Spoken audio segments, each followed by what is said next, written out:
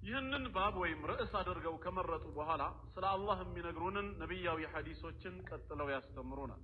የመጀመሪያው ሐዲስ ከአቢ ሁረይራ ረዲየላሁ ዐንሁ የተላለፈ ሐዲስ ነው። አብዱራህማን ኢብኑ ሰኽር ይባላሉ። እኚህ ታላቅ ሰሃቢ ከረሱል ሰለላሁ ዐለይሂ ወሰለም እጅግ ብዙ ሺህ ሐዲሶችን ያስተላለፉ ናቸው። በቅጽል ስማቸው ወይም በኩንያ አቢ ሁረይራ ተብለው ይጠራሉ። ያው ብዙ አቢ ሁረይራ የተባሉበት ብዙ ምክንያት ተሰጥቷል። ከዛ ውስጥ አንደኛው ድመት በጣም ይወዱ ነበር። የሚያረቧት የሚወዷት ድመት ነበራቸው። ወደዛች ድመት ወይም ወደ ሂራዋ በማስጠጋት አቢ ሁረይራ የድመቷ አባት ተብለውም ተሰይመዋል ነው።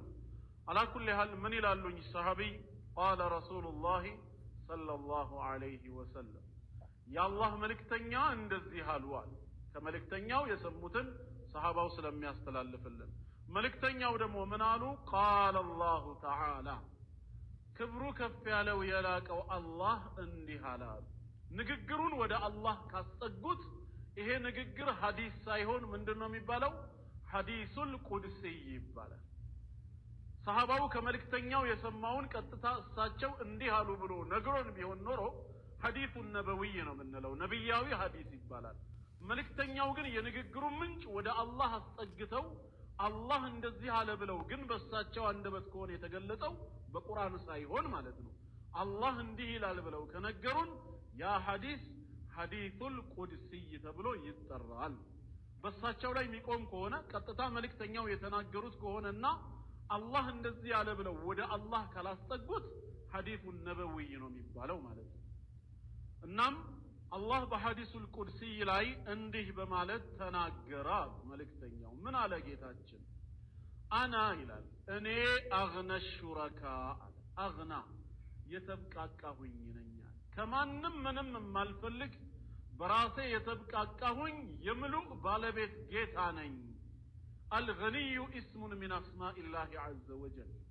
አልገኒይ የሚለው ከጌታችን መለኮታዊ ስሞች አንድ ስሙ ነው። ትርጉሙም በራሱ የተብቃቃ ሀብታም ማለት የምሉእ ባህሪያት ባለቤት፣ ምንም አይነት እንከን ጉድለት የሌለበት፣ ከፍጡራኑ የሆነ የፈለገውን ነገር ለማሟላት የማያስፈልገው የምሉእ ባህሪ ባለቤት ስለሆነ አልገኒይ ይባላል። አላህ በራሱ የተብቃቃ ነው። በማየቱ ምሉእ ጌታ ነው።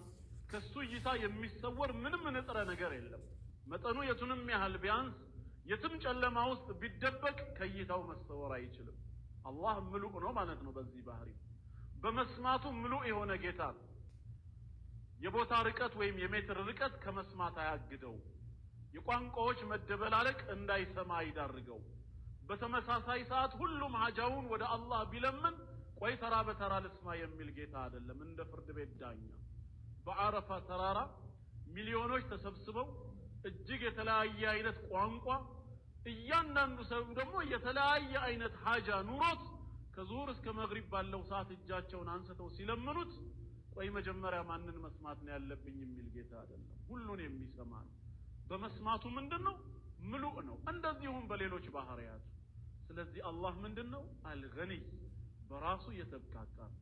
ያ አዩሃ الناس ይለናል ሱረቱ ፋጢር ምዕራፍ 35 አንቀጽ 14 ላይ እናንተ ሰዎች ሆይ አንቱሙል ፉቀራኡ ኢለላህ እናንተ ሁላችሁም ወደ አላህ ከጃዮች ድሆች ናችሁ ይላል።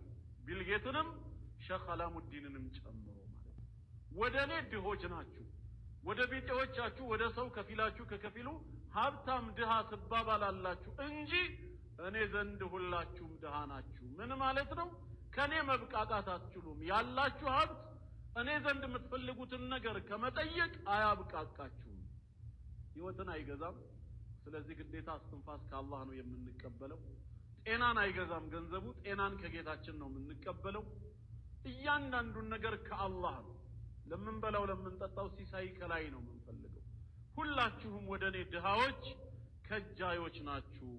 ወላሁ ሁወል ገኒዩል ሐሚድ እኔ አላህ ግን አልገኒይ ከናንተ የተብቃቃሁኝ አልሐሚድ እንደዚሁም ምስጉን የተመሰገንኩ ጌታ ነኝ ይላል። ስለዚህ ጌታችን አልገኒይ ነው። ታዲያ ሐዲሱል ቁድሲዩ ምን አለ ቀጠለና አና አግነ ሹረካ ከተጋሪዎች የጠራሁ ነኝ አለ።